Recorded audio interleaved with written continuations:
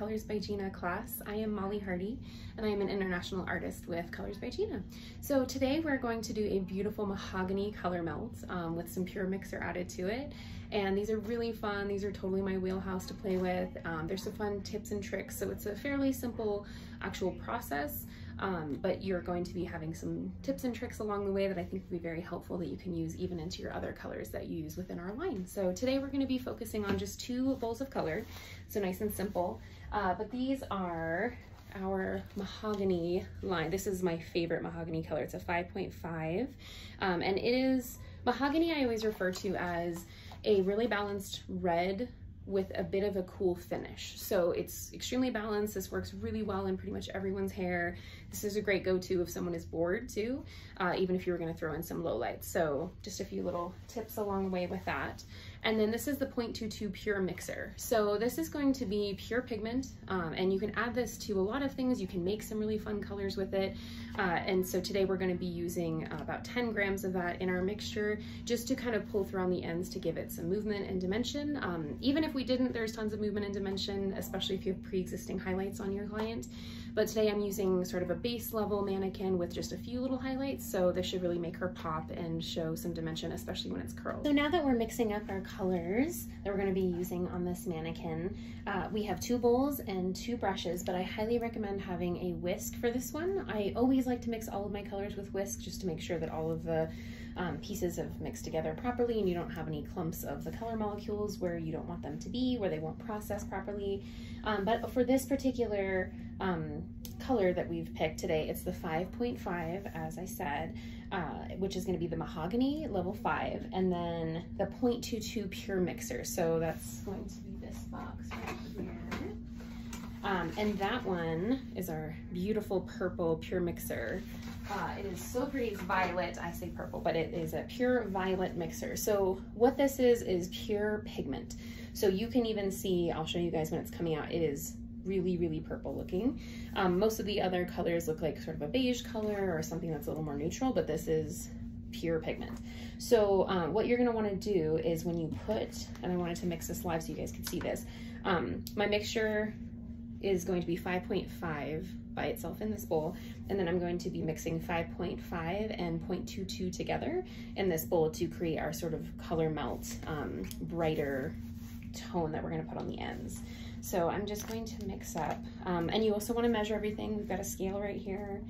Measuring just ensures that you can recreate this look again and again, so that if a client comes back and says, oh my gosh, I love what you did last time, do exactly the same thing. You're not going through your notes going, oh, okay, I put a little bit of this and a little bit of this, but I don't know how much. And then the next time it'll turn out a little bit different. So for this second color, we are mixing 30 grams of the 5.5. And then I want this to really pop, and we are using mannequin hair, so I'm gonna go a little bit heavy on this, but again, this is pure mixer, so just, you know, keep in mind that if someone doesn't necessarily want to see more of those violet hues, you might want to go a little bit more like 1 to 3 ounces, or 1 to 3 grams, I'm sorry, on this, just because it won't be quite as intense, but we're gonna go kind of nuts on this so you guys can kind of see this pigment coming through. So I'm going to do 10 grams. And I'm going to show you what this looks like in the bowl. It's very satisfying. Okay, so this is extremely dark right there, right? So the trick with this is that you see we just have color. We have not added our color producer at all yet. So you want to take your whisk and whisk these colors together first, because if you don't, this pure pigment is going to take forever to mix. Not that you couldn't do it, so if you forget, don't panic, but you definitely want to mix it together. Now, it's going to clump in the whisk, especially if it's a plastic one, so just leave the whisk in, add your color producer with your math on your scale. Let me just get that. So that was 30, so we're going to do 30 again, and then half of that, so 45. The only kind of math that I can manage to do as a hairstylist. And then I'm gonna see how that consistency is. The thing with the pure mixer is that it is an additive, so you don't necessarily want to add enough color producer. You don't want to factor that into the whole mixture. So I'm probably just going to go off of that amount that I had mixed for the 5.5, the original color, the base color as I like to call it. We're just adding a pure mixer into that and just give it a few whisks, and it's this beautiful consistency right there. So it's a lot better. That would have taken me like 50,000 more of these, and you know, we're all trying to fight carpal tunnel in this industry. So just to save your hands and to ensure that you're getting the proper color in your bowl how you want it, so you can just get ready and go for your application. Today we're going to be working with this beautiful hair. It's a great level 6, I would say, base color, and then she's got some just highlights that we used before in here. And so this is a great base for somebody who just maybe has some old balayage in here. Even if they're bigger chunks of it, this would work great because the level 5.5 is going to cover everything extremely well, and so it'll give you that dimension if they have some existing color. So nothing wrong with that if your client that you're using this on has a little bit of some highlighted hair throughout. So what we're going to do is part her out in a traditional T-part fashion. And then I'm going to go through and just kind of pin all of that up so we can get through this pretty efficiently. We're going to do the roots first with just the 5.5, and then I'm going to show you the technique for kind of color melting. It's kind of a fun one. There's some zigzags and stuff in there, so we're going to go ahead and get her parted.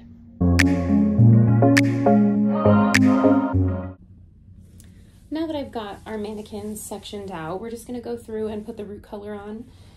This is going to be our 5.5, beautifully oxidizing there. It's super fun to work with. And I don't think I mentioned before, but we are mixing all of this today with 20 volume color producer.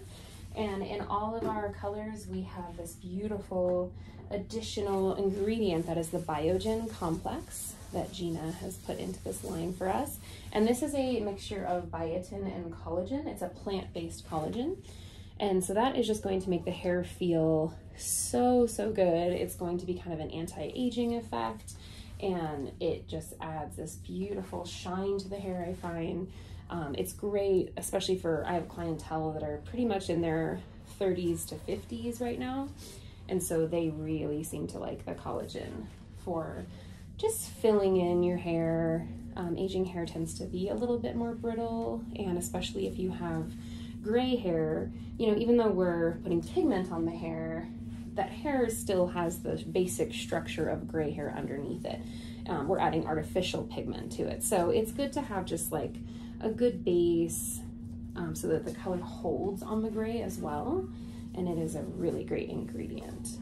I think it also adds to the consistency of the color. So as you can see, it glides on really well to the roots. So we're just going to go through and do her whole head roots first. You especially want to use this technique if you are covering gray. And I would also right now recommend, if you're using the 5.5 on someone with, let's say, maybe 20% gray or more, I would recommend adding a little bit of like a neutral color or a gold to your mixture. So I would say about 1/4 of your mixture should be either a natural color or a gold, within the same level, or maybe one lighter depending on your client's hair and their porosity and stuff like that. But I would do about 1/4 of the mixture. So in this case, you could use like a 5.0, and that would help cover the gray just a little bit better. And then you could also do a 5.3 if you wanted to just give like a little more. If you didn't want to compromise any of that warmth, you could definitely add that in. But I tend to find that the 5.0 is balanced enough, so it's just fine. So we're gonna go through her whole head and get that root color on.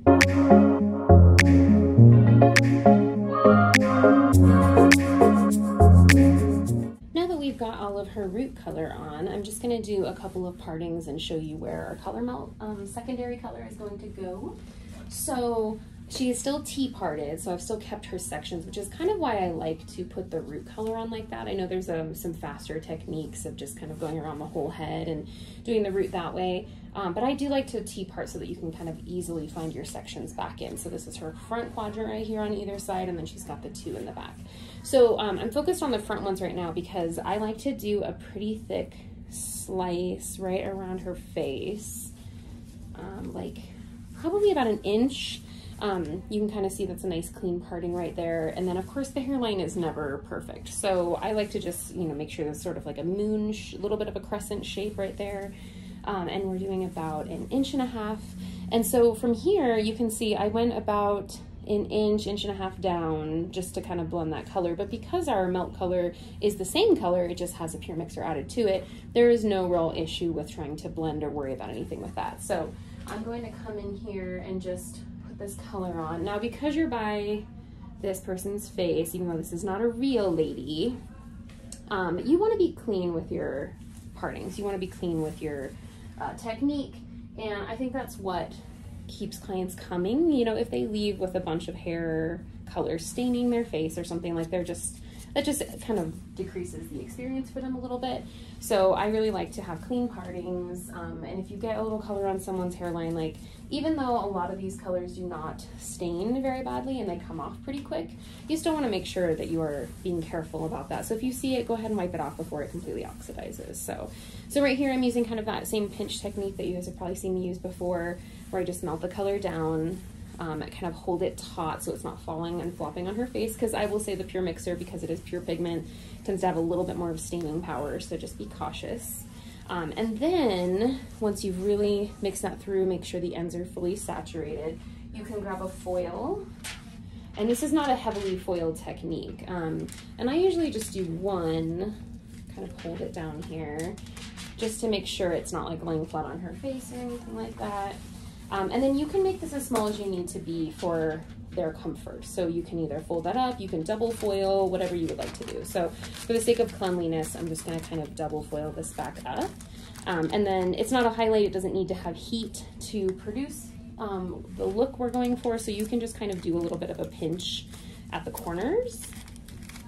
And if your client is one of those who just kind of doesn't like that being right in her face, you can just lift that up just a little. So, you know, there's a few techniques to use to make them more comfortable. And then of course, once we're finished getting the rest of the color on, you are welcome to pull that back, make sure she's cleaned up around the hairline, which I'm gonna do right now, because mannequin skin does not stain too badly, but I like to just have nice clean looks. So we'll kind of let that fall down. Also, if you're worried about that too, you could even put a little bit of cotton underneath just while you're working on the rest.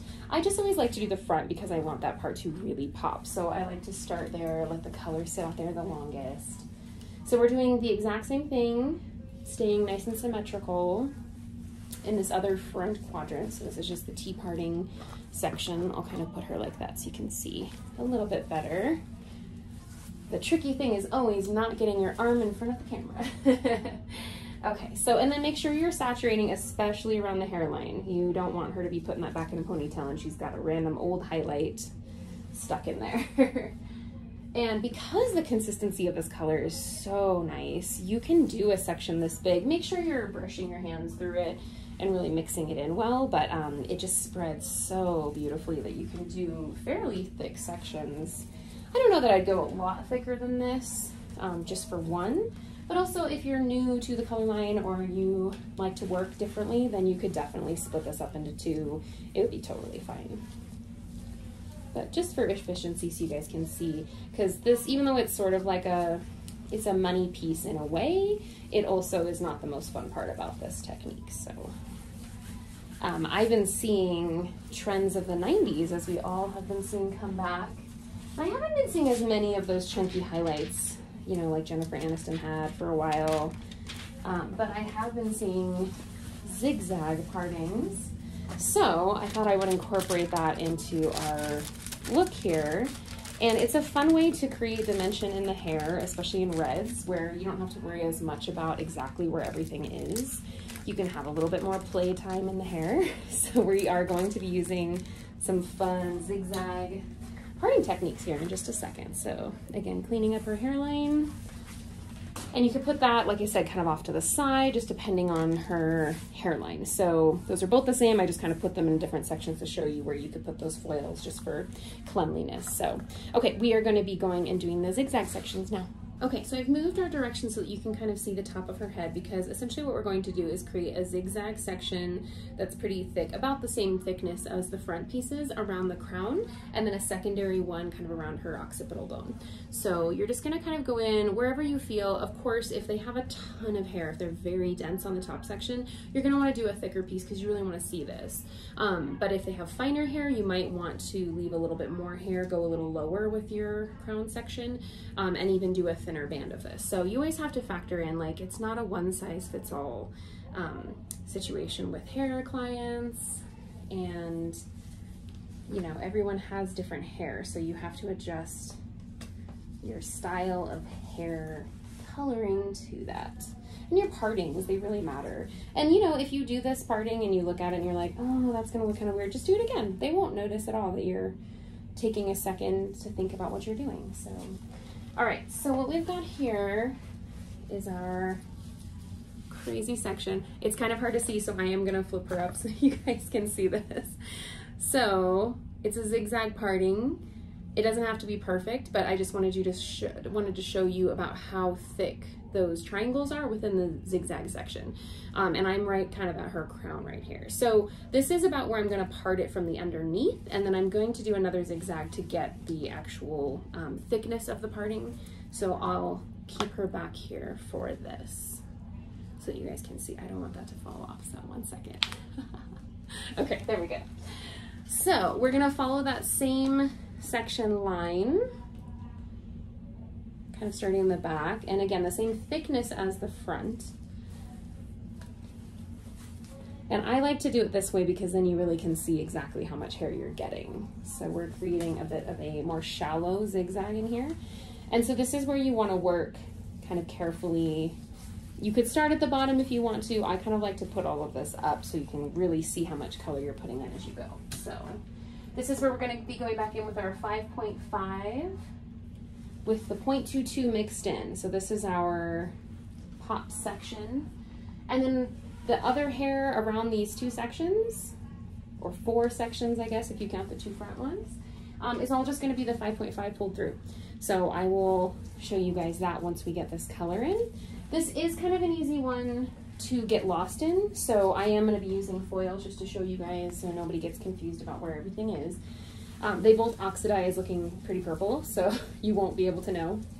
Another tip, if you're using 2 bowls that look identical, to use different colored brushes or to put a little paint or something on your brushes. I'm using our Colors by Gina brushes today, and they are the same color, but I have used 2 different sizes so that I know which one I am pulling from. It's very important to do. Okay, and then we're going to be putting our foil, and you can kind of smush down just so that it sticks. You're not like dropping foils all over the place. And again, we'll do a double fold, nothing too crazy. I like to use these extra long ones, especially even if you're not using, even if your client doesn't have super long hair. I just think it's kind of nice to use. Okay, so then we're gonna come in here, and again, we're just following that zigzag line. So we're taking a section from here, and then we're gonna go upwards and follow that middle section. Sorry if you guys couldn't see that. Okay, so we're just creating this zigzag. So all of this hair up here is going to be colored with the 5.5. So we can take both sections. So if you can kind of see, I think this is a good angle for you to see the point and the point underneath. So they are parallel points. You're just creating a section within here. And again, we're doing this section first in the middle, which seems a little like counterproductive and more work to move around, but it really is so that you can see how much hair and adjust to that. So if while you're working, you're like, oh, she's actually got a ton of hair in the back, you could kind of easily change your parting right there. Whereas if you're going up and you put that part too low or too high, you kind of can't fix it from there. You kind of are stuck. So I prefer to start sort of in this top one. I just think it works a little bit better for especially my fine hair clients, of which I have many. And when you're foiling, this is kind of nice too, because you can just go in and pop those up, and this creates a bit of a barrier. So I'm just going to go through and do that same thing through this whole section. We are also going to color the ends 5.5 up here, and then I'm going to come back and show you the underneath section once we're there.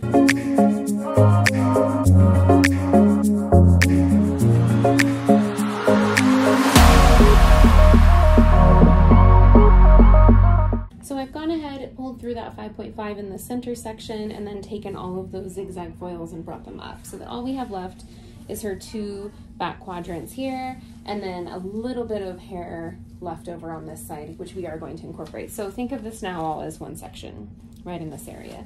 So we're gonna start the zigzag. Because we did that front section, you can kind of start down or this way, whichever way you would like to go. And I'm going to go basically to where I'm following the same similar parallel line. Right in there you can see that zigzag kind of start and then down. This is easier if you're behind the person, so we might have to part this out just a little bit differently. And so you're just creating this little subsection. So I'm gonna actually do one side at a time. If you're behind the person, you could definitely do this whole thing in one go. What I like about this is that the foils make that really easy for that to clamp onto. So now also another trick that you could do, because we're working on mannequin hair, I'm probably gonna do it this way, but I can part this up, have another clippy, and then go ahead and just take all of this down because it's such a small section to your 5.5. So I'm just gonna go ahead and do that now so you guys can see that. So yeah, small section, just go ahead and get that on there. That way you're not having to fold the foil up. And pull through all that color, and this is already turning such a nice, like, dark, rich color. It's the most vibrant but rich color, so if someone is just a little bit nervous about like brightness, but they still want to see a beautiful color in the sun, this is a great one to use. Okay, so this is our zigzag section over here. And then you can just go ahead and pull through your melts. Again, if someone wants to see this more, or like let's say they have really long hair, you could definitely use the same technique. Again, you maybe would want to start on the bottom, just make sure you like plot out everything so you know where you're putting stuff. And then you could do a pretty big section. This would also look really pretty if you did like a darker color right here. I just really wanted to showcase our mahogany colors. But you could for sure do like black right there. I've been really wanting to try that lately, to just do like a chunky black section throughout, especially with a mahogany. That would look so pretty.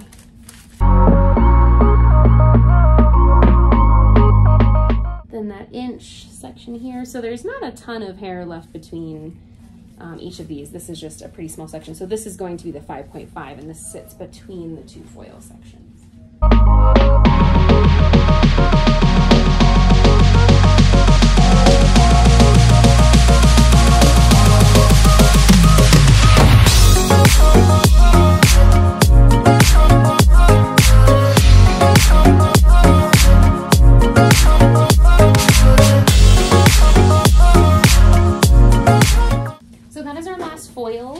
The remaining pieces that are out, I'm just going to quickly pull through the 5.5, and then we just have our processing time, which is permanent color. So the mixing ratios on this are 1 to 1.5, and we're going to process for 35 minutes. So now that we are processing for 35 minutes, I just wanted to talk real quick about our color intelligence within this color line. So we have our different color producers. And if you want to change from a permanent color to a demi-permanent color, lift, whatever you need to do, you can just change your color producer and use that same tube of color. So if you wanted to do the same technique and you only wanted to deposit and you didn't have any gray coverage, you could definitely use a 10 volume.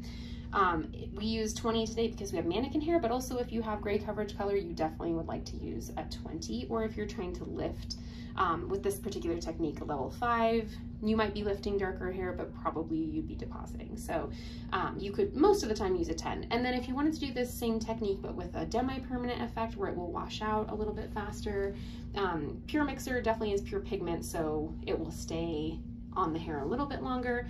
But if you were doing this technique without a Pure Mixer, you could definitely do the 5 volume, and that's going to make it into a demi-permanent color that just seamlessly blends off the roots, and you have a little bit less of that line of demarcation. I love to use that with clients who just don't come in super often, and so that way they don't feel like they have this line and they have to come in every 6 weeks. So it's a great versatile line. And then for, of course, 30 and 40 volume color producer we have, it just isn't useful for this technique that we have today, but those are great for lifting and we have plenty of uses for them. So now we have got her all washed out and styled for you guys to see the final product. We've got this beautiful rich mahogany color, nice and dark. That level 5 really did its depositing power. And it's just a nice seamless blend of these with mahogany and then the mahogany plus a 0.22 pure mixer, which just really adds dimension for me. It kind of darkened in some places and added a little bit more. We are going to do a video outside in the lighting out there because we have some beautiful sun today, and so you'll get to see a little bit more of that dimension in outside lighting. But for indoor, this is her lovely finished style. So